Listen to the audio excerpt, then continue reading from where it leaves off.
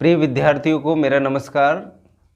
प्रश्नावली 14 रचना के आज हम 14.2 के प्रश्न नंबर 4 को आज हम हल करेंगे और प्रश्न नंबर 4 की हम आज रचना करेंगे। प्यारे विद्यार्थियों, तो शुरू करते हैं प्रश्न को।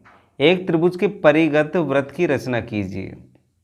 आपको सबसे पहले त्रिभुज बनाना है और त्रिभुज के परिगत का अर्थ होता है त्रिभुज के तीनों शीर्षों को स्पर्श करता हुआ एक वृत्त की आपको रचना करनी है। और इसकी जो त्रिभुज है उसकी भुजाएं आपको दे रखी है 10.5 सेंटीमीटर, 12.7 सेंटीमीटर, 13 सेंटीमीटर है। तो बताइए इस त्रिभुज का परिकेंद्र 13 सेंटीमीटर भुजा पर ही क्यों स्थित है। हम पहले रचना कर देते हैं और रचना करने के बाद में हमको पता लग जाएगा कि जो ये इसका परिकेंद्र होगा ये कहाँ पर स्थित है, और जहाँ पर स्थित होगा उसी को हम उत्तर के रूप में यहाँ पर लिख देंगे। तो सबसे पहले हम शुरू करते हैं किसकी रचना। सबसे पहले हमको त्रिभुज की रचना करनी है। तो सबसे पहले हम बात कर लेते हैं त्रिभुज की। तो इसमें देखो जो सबसे बड़ी भुजा उसको सबसे पहले ले लेते हैं। तो सबसे बड़ी भुजा कौन सी, यहाँ पर 13 सेंटीमीटर। तो आप क्या करो, यहाँ पर 13 सेंटीमीटर का एक रेखाखंड बना दो। कितने सेंटीमीटर का बनाना है हमको, यहाँ पर 13 सेंटीमीटर का। तो ये देख लीजिए यहाँ पर बना देते हैं प्यारे विद्यार्थियों। 13 सेंटीमीटर बहुत लंबी माप है। ये देखो ये 13 सेंटीमीटर लिया मैंने यहाँ से और यहाँ तक, ये आ गया 13 सेंटीमीटर। प्यारे विद्यार्थियों ये 13 सेंटीमीटर की हमने क्या बना दिया, एक ये बना दी एक रेखाखंड। और इसका नाम क्या दिया, इसको नाम दिया AB। 13 सेंटीमीटर का बनाया। इसके बाद में अब क्या करते हैं 10.5 सेंटीमीटर का क्या ले लेते हैं, एक चाप ले लेते हैं 10.5। तो यह 10 के बीच में ले लेते हैं इसको और इसको बढ़ाते हुए और कहाँ तक, A0 तक। देखो अब आप अच्छे से देखना, ये 10.5 है बीच में और ये आ गया आपका 0। तो आपने देखो यहाँ से 10.5 और ये क्या हो गया 0, ये चाप बनाया और चाप बनाकर एक चाप ऊपर की ओर, ये चाप क्या करेंगे, एक चाप ऊपर की ओर काटेंगे। प्यारे विद्यार्थियों ये आपने एक चाप ऊपर की ओर काट दिया। कितने का काटा है ये आपने, 10.5 का ये चाप कट गया। इसके बाद में 12.7 माप लें यहाँ से। ये 12 कितना था 7, ये 7 ठीक है। और इसको 0 तक ले लिया हमने, ये 0 ठीक। ये देखो अब अच्छे से, ये 12.7 और ये क्या आपकी 0 ठीक। ये B पर रखा और B पर रखकर एक चाप यहाँ से इस तरीके से हमने काट दिया। काटने के बाद में अब क्या करेंगे प्रिय विद्यार्थियों, अब हमको करना क्या है यहाँ पर, अब आप यहाँ पर जो दोनों चाप एक दूसरे को जहाँ काट रहे हैं उनको क्या कर देते हैं, हम मिला देते हैं। लो हमने यहाँ पर मिला दिया। ये दोनों चाप जिस जगह कट रहे हैं उसको A से मिला दिया और इसी को हमने किससे मिला देंगे, B से मिला देंगे। प्यारे विद्यार्थियों ये B से मिला दो, ये B से मिला दिया हमने, ये B से मिला दिया ठीक। और AB और ये जो ऊपर वाला जो शीर्ष है इसको क्या नाम दे देते हैं, C नाम दिया। कौन सा नाम दिया, C नाम दिया। अब आपको क्या करना है, परिगत वृत्त की रचना करनी है। पहले तो हमने प्रश्न नंबर 2 और प्रश्न नंबर 3 में तो अंदर वृत्त बनाया था। अब कहाँ पर बनाना, बाहर की ओर। मैंने आपसे कहा था अगर आपको अंदर वृत्त बनाना है तो कोण का अर्धक करते थे और लंब डालते थे। वो अर्धक बनाने वाली जो भुजाएं एक दूसरे को जिस बिंदु पर मिलती थी वहाँ से हम लंब डालते थे किसी भी भुजा पर। अब यहाँ से क्या करना है, आपको भुजाओं का अर्धक करना है। किसका अर्धक करना है, भुजाओं का अर्धक करना है प्यारे विद्यार्थियों। तो भुजाओं का अर्धक करने से पहले जो जो हमने यहाँ पर कार्य किया उसको लिख लेते हैं। यह आपने चाप काटा था 10.5 सेंटीमीटर का और यहाँ से B से C की ओर चाप काटा था 12.7 सेंटीमीटर का और नीचे आपने रेखाखंड खींचा था 13 सेंटीमीटर का। ये सारी की सारी जो आपने किया ये कार्य, इसको आप रचना के तौर पे लिखें। तो यहाँ पर लिखा हमने रचना में नंबर 1 में क्या किया आपने, AB बराबर 13 सेंटीमीटर का एक रेखाखंड बनाया या खींचा, जैसा भी आप लिख सकते हो, बनाया। ए बी के ए तथा बी से एक ही ओर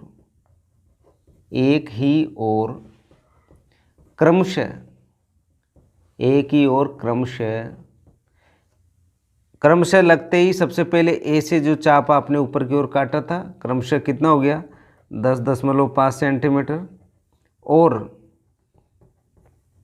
12.7 सेंटीमीटर खींचा। ये चाप जिस जगह मिलते हैं या कटते हैं, जगह काटते हैं, उसे सी नाम दिया। कौन सा नाम दिया हमने प्यारे विद्यार्थियों? सी नाम दिया। ठीक। और सी को ए तथा बी से मिलाया तथा नामांकित किया। तथा क्या किया? नामांकित किया। आपने मिला दिया और नामांकित कर दिया, यानी अभी तक जो कार्य हमने किया है, ये तो प्यारे विद्यार्थियों कक्षा 6 का कार्य किया हमने, 10वीं का काम नहीं किया। अब क्या करना है? 10वीं का काम करना है। आपको किन्हीं भी दो भुजाओं का क्या कर दो, आप अर्धक कर दो। जैसे ये भुजा ले लेते हैं हम 12.7, इसकी भुजा का अर्धक करना है।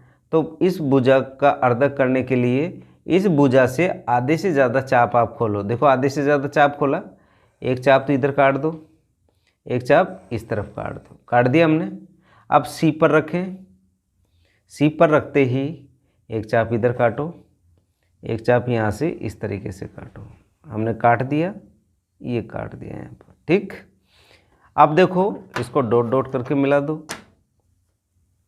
आपको देखो डिजिट बड़ी है, अंक बड़े हैं, 13 दे रखा है, तो डॉट डॉट करके भी इसी तरीके से हम इसको मिला देते हैं। ये dot dot dot dot dot dot dot dot और ये डॉट मिला दिया डॉट डॉट करके।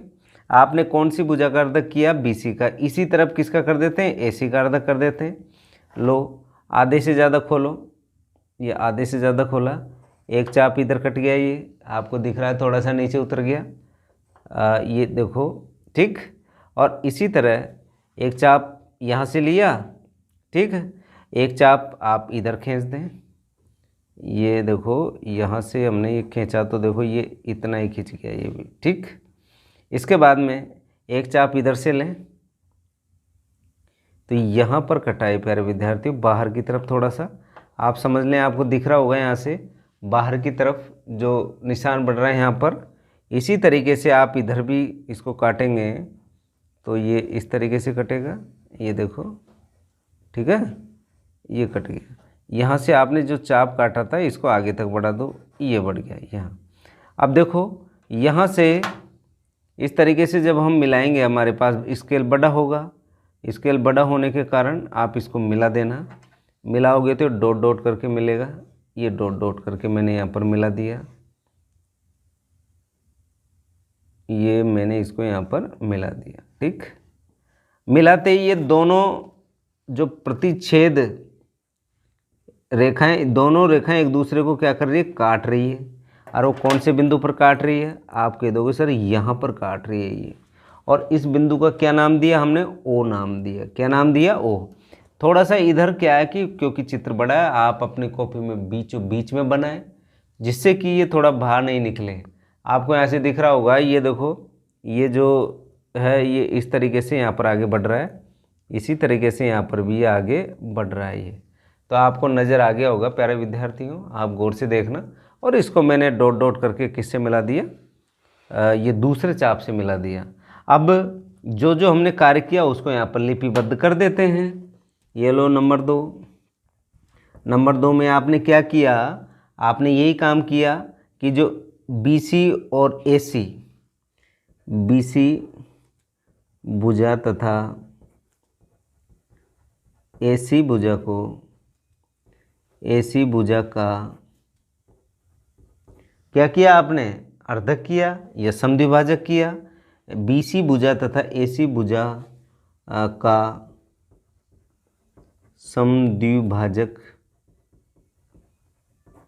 समद्विभाजक खींचा जो परस्पर O पर मिलते हैं। कहाँ पर मिलते हैं, O पर मिलते हैं। कहाँ पर मिल गया, O पर मिल गया। अब क्या करेंगे, O को तो केंद्र मान लो और त्रिभुज के शीर्षों में से किसी एक शीर्ष को ले लो आप, ठीक है, उसको मान लो। क्या मान लो, त्रिज्या मान लो। जैसे यहाँ से हम AC की बात करें, देखो AC की बात करें तो ये C की त्रिज्या ले लो, चाहो आप ये A की त्रिज्या ले लो, चाहो आप किसकी त्रिज्या ले लो, B की त्रिज्या ले लो। सब कहाँ पर होके निकलेंगे, ये शीर्षों पर होके निकलेंगे। देखो ये B है, ये आपका C है, ये आपका A है, ठीक। तो ये देखो आपको बाहर की तरफ क्या बनाना है, वो वृत्त बनाना है। तो बाहर की तरफ बनाओगे तो बिल्कुल स्पर्श करता हुआ निकलेगा प्यारे विद्यार्थियों। किसको, देखो B पर निकला है, बिल्कुल स्पर्श करता हुआ। इसी तरह यहाँ से ये स्पर्श करता हुआ निकलेगा। ये यहाँ पर आप इसको रखकर अच्छे से घुमाओगे तो बिल्कुल 1 इंच का भी आपको फर्क नहीं आएगा प्यारे विद्यार्थियों। ये इस तरीके से हमको क्या बनाना है, व्रत की रचना करनी, क्योंकि व्रत बाहर की तरफ बन रहा है। ये देख लीजिए, देखो ये जो हमने व्रत बनाया है, ये व्रत, ये जो आपका त्रिभुज है, त्रिभुज के तीनों शीर्षों को स्पर्श करता हुआ निकल रहा है। देखो C को स्पर्श कर रहा है, A को स्पर्श कर रहा है और B को स्पर्श कर रहा है, ठीक है। तो इसको नंबर 3 पे हम क्या करेंगे, यहाँ पर लिखेंगे। क्या लिखेंगे, O को केंद्र तथा OC, चाहो तो OC ले लो, OC को त्रिज्या मानकर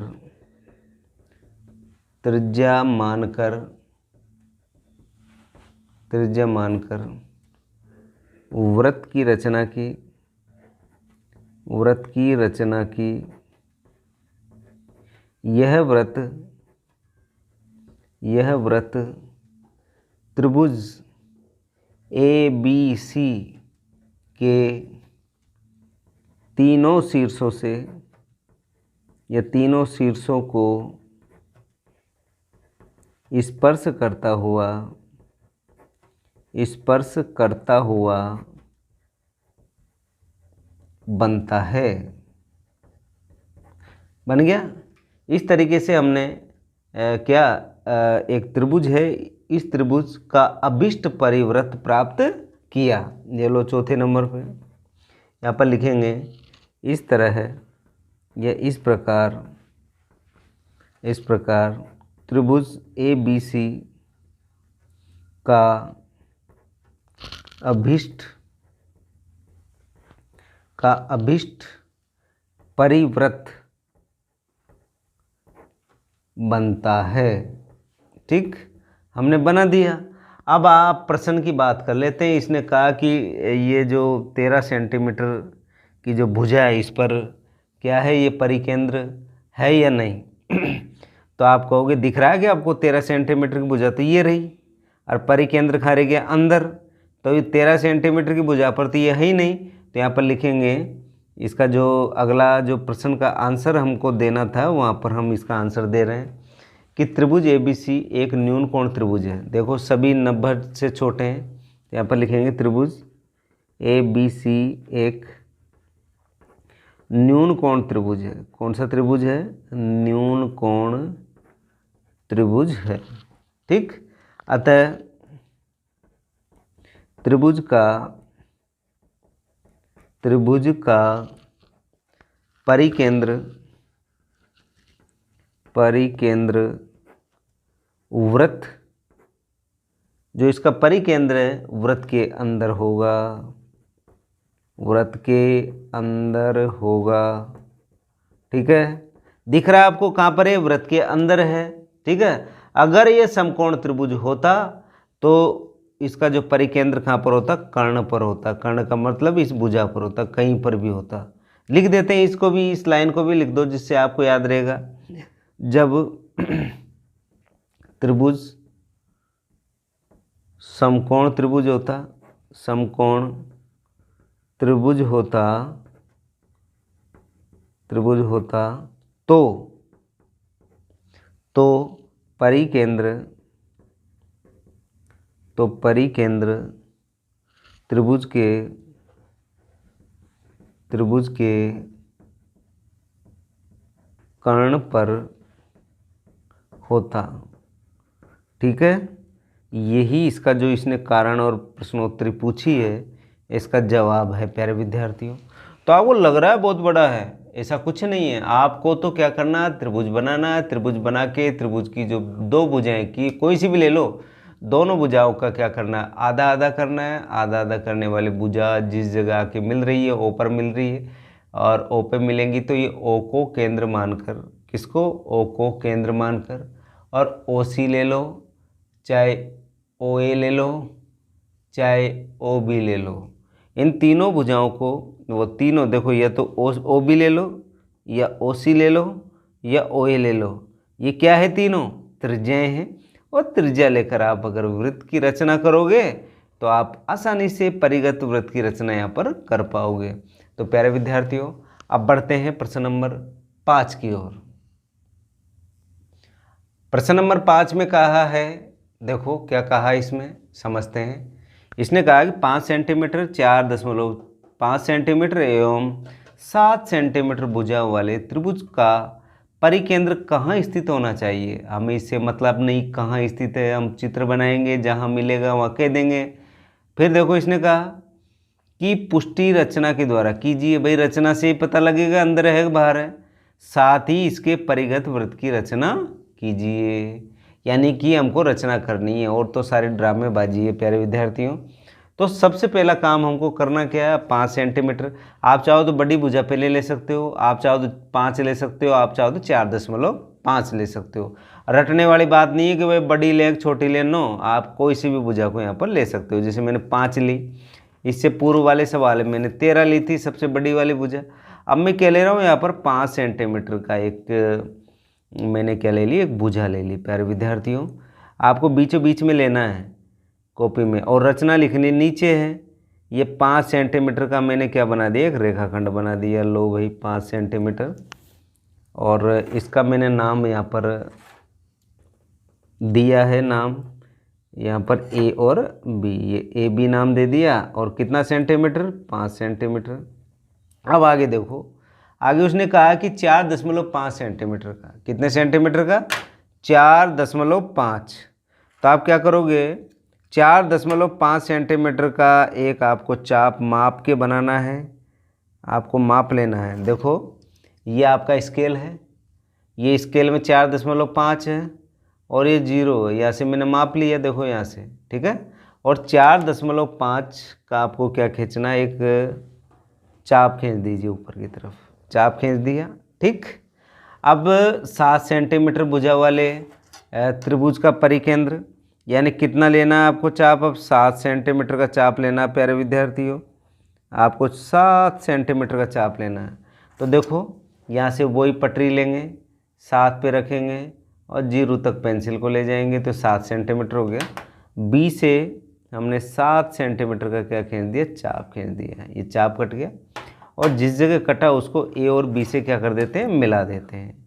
ये लो भाई, ए और बी से मिला दिया, ये ए से मिला दिया। आप पेंसिल से मिलाना, पेन से नहीं, ए, और ये किससे मिला दिया, बी से। ये लो भाई, इसको किससे मिला दिया, बी से मिला दिया प्यारे विद्यार्थियों। और ये जो दोनों एक दूसरे को काटे हैं चापों ने, इसको क्या नाम दिया हमने, सी। अब ये आपको रचना में लिखना भी है, तो यहाँ पर लिख देता हूँ रचना। रचना में सर्वप्रथम नंबर 1 पर क्या कार्य किया था, ए बी बराबर 5 सेंटीमीटर का रेखाखंड खींचा, ठीक है। रेखाखंड AB के, रेखाखंड AB के A तथा B से क्रमशः लगाना जरूरी है अगर दोनों को एक साथ लिखते हो। ए से कितना आपने चाप लिया था, 4.5 सेंटीमीटर का, और बी से कितना चाप लिया था, 7 सेंटीमीटर का चाप लिया था, ठीक है। तो यहाँ पर क्रमशः ए वाला पहले लिखो, कितना लिया था, 4.5 सेंटीमीटर, तथा बी से कितना, 7 सेंटीमीटर का चाप एक ही और खींचा। एक ही ओर का अर्थ ऊपर की ओर खींचा, तो दोनों ही ऊपर की ओर खींचे, ऊपर की ओर खींचा। ये चाप जिस बिंदु पर मिलते हैं या जिस स्थान पर मिलते हैं उसे सी नाम दिया। क्या नाम दे दिया, सी नाम दिया। एवं सी को ए तथा बी से मिलाया, ये पहला काम किया हमने। जितना काम किया उतना यहाँ पर हमने लिख दिया। अब नंबर 2 पर चलते हैं। अब परिकेंद्र चाहिए आपको। अब परिकेंद्र निकालने के लिए हम क्या करते हैं, 2 भुजाओं का आधा कर लेते हैं। कोई सी भी 2 भुजाएं ले लो। जैसे हम तो 5 और 7 को आधा कर लेते हैं। तो लो भाई, जैसे 7 का नंबर लेते हैं तो क्या करें, इसको आधे से ज़्यादा थोड़ा सा खोल लेते हैं, या आधे से ज़्यादा खोल लिया मैंने। एक चाप तो देखो ये ले लिया मैंने, एक चाप इधर ले लिया, ठीक। अब सी पर रखकर घुमा दो। एक चाप तो देखो ये घूम गया प्यारे विद्यार्थियों, ये घूम गया, ठीक है। यहाँ से घुमाइए और एक चाप यहाँ से घुमा। इसको आप पेंसिल की सहायता से डॉट डॉट करके मिला दें, साथ के साथ मिलाते चलें, नहीं तो फिर वो क्या है कि ज़्यादा जब रेखाएं आपको नज़र आने लगती है तो हमें पता नहीं लगता कि कौन सा चाप हमने किधर काटा था। साथ के साथ आप इसको डॉट डॉट करके लिखते चलें, ठीक है। आपने BC वाला जो रेखाखंड था 7 सेंटीमीटर, उसका क्या कर दिया, समद्विभाजक किया आपने प्रकार और पेंसिल की सहायता से। अब AB को कर देते हैं। ये चाप काट दिया हमने, एक चाप कहाँ काटा, नीचे की ओर, ठीक। अब यहाँ से लेते हैं हम, कहाँ से, A से, ठीक है। एक चाप ये कट गया, एक चाप ये कट गया। अब दोनों चापों को मिला दो। दोनों चापों को जब हम मिलाएंगे तो ये देखो आप, ये हमने मिला दिया प्यारे विद्यार्थियों। दोनों चापों को क्या कर रहा हूँ मैं, अब मिला रहा हूँ। ये डॉट डॉट करके मिला दो, चाहे खींच दो। ये लाइन खींच दी मैंने। अब गौर करके देखना है दोनों रेखाएं एक दूसरे को कहाँ प्रतिच्छेद कर रही, इस बिंदु पर। और इस बिंदु को मैंने क्या नाम दिया, O नाम दिया, ये O नाम दिया। अब आपको पता लग रहा है ना कि ये जो आपका परिकेंद्र है कहाँ पर है, अंदर है या बाहर है। आप कहोगे ये जो परिकेंद्र हमको प्राप्त होता है कहाँ पर है, बाहर है। पहले रचना कर लेते हैं, फिर इसकी पुष्टि वाली बात हम यहाँ पर लिख देते हैं। अब क्या करते हैं, क्या क्या काम किया आपने, त्रिभुज ABC के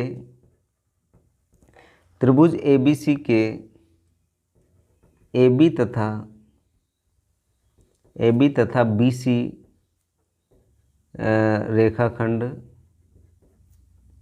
रेखाखंड भी लिख सकते हो, भुजा भी लिख सकते हो, ध्यान रखना। AB तथा BC भुजा का समद्विभाजक किया। क्या कर दिया हमने, समद्विभाजक किया। और समद्विभाजक करने वाली जो दोनों रेखाएं हैं वो कहाँ पर मिल रही है, आप कहोगे जो समद्विभाजक कर रहे हैं वो परस्पर कहाँ पर प्रतिच्छेद कर रही है, दोनों भुजाएं O पर प्रतिच्छेद कर रही है। जो O पर प्रतिच्छेद करती है, देखो त्रिभुज ABC की AB और BC रेखाखंड बोलो चाहे भुजा का समद्विभाजक किया, जो ओ पर प्रतिच्छेद करती है, समद्विभाजक करने वाली जो भुजाएं हैं, किया यहाँ पर लिख दो, समद्विभाजक करने वाली भुजाएं, समद्विभाजक करने वाली भुजाएं ओ पर प्रतिच्छेद करती है। ओ पर क्या कर दिया? प्रतिच्छेद कर दिया। अब क्या करेंगे? ओ को केंद्र मानकर, ओ को केंद्र मान लो, चाहो तो ओ सी को त्रिज्या मान लो, ठीक, चाहो तो ये ओ ए को त्रिज्या मान लो, चाहो तो आप ओ बी को त्रिज्या मान लो, किसी को भी मान लो, और त्रिज्या मान के जब आप घुमाओगे तो आपको एक किसकी रचना हो जाएगी? एक वृत्त आपको प्राप्त होगा प्यारे विद्यार्थियों। और ये वृत्त, ये जो आपका त्रिभुज है, इस त्रिभुज के बाहर यानी तीनों शीर्षों को स्पर्श करता हुआ निकल रहा है। तो यहाँ पर लिखेंगे नंबर 3 में ओ को केंद्र तथा ओ ए को त्रिज्या मानकर, ओ ए को त्रिज्या मानकर वृत्त की रचना करते हैं, या रचना की, जो त्रिभुज ए बी सी के शीर्षों से होकर गुजरता है, शीर्षों से होकर गुजरता है, शीर्षों से होकर गुजरता है, ठीक। और यही तो हमको क्या करनी थी? परिगत वृत्त की रचना करनी थी। अतः हमें अभीष्ट परिगत वृत्त प्राप्त होता है। अब इस प्रश्न की बात कर लें कि त्रिभुज का परिकेंद्र कहाँ स्थित होना चाहिए। अब आप ही बता दीजिए कि ये परिकेंद्र कहाँ पर स्थित होना चाहिए। दिख रहा है ना त्रिभुज के बाहर, तो यहाँ पर लिख देते हैं कि परिकेंद्र त्रिभुज के बाहर स्थित है। बस इतना ही बहुत है, ज़्यादा ड्रामेबाजी लिखने की भी ज़्यादा आवश्यकता नहीं है, क्योंकि आपको नज़र आ रहा है, देखो त्रिभुज के अंदर है ही नहीं, कहाँ पर है? बाहर की तरफ है। और यही क्या कहलाता है? इसका परिकेंद्र कहलाता है। इसे परिकेंद्री कहते हैं प्यारे विद्यार्थियों। तो अगर अंदर होता तो अंदर की बात लिख देते, बाहर है इसलिए हमने बाहर के रूप में लिख दिया। तो इस तरीके से हमने इस प्रश्न को बड़े आसानी से यहाँ पर सरल किया प्यारे विद्यार्थियों। आज का जो हमारा ई क्लास का जो सेशन था उसका समय यहाँ पर समाप्त होता है। अब इसके आपके लिए प्रश्न नंबर 6 और प्रश्न नंबर 1 मेरे अगली ई कक्षा में आपको मिलेंगे प्यारे विद्यार्थियों। और अगली ई कक्षा में ये प्रश्नावली हमारी क्या हो जाएगी? समाप्त हो जाएगी। आप निरंतर मेहनत करते रहें, और अगर आप मेहनत करते रहोगे तो आपके निश्चित रूप में जो बोर्ड की जो परीक्षाएं होगी वहाँ पर आप बहुत अच्छे अंक प्राप्त करोगे। और इस प्रश्नावली में से प्रश्न आना ही आना है। मैंने आपसे कहा है ये रचना वाली प्रश्नावली है, कौशल वाली इकलौती प्रश्नावली है। तो कौशल से जो प्रश्न पूछे जा रहे हैं वो इस रचना वाली प्रश्नावली से पूछे जा रहे हैं। और मेरा मानना है कि आप बिल्कुल निरंतर आप अध्ययन कर रहे हैं, अध्ययन करते रहें, जिससे कि मेरी जो आप तक क्लास पहुंचाने की जो योजना है वो सफल हो सके, और आप लोग निरंतर गणित के साथ अपना अध्ययन सुचारू रूप से जारी रख सकें। तो प्यारे विद्यार्थियों, आज के लिए इतना ही। कल फिर नए अध्याय के साथ हम उपस्थित होंगे। धन्यवाद।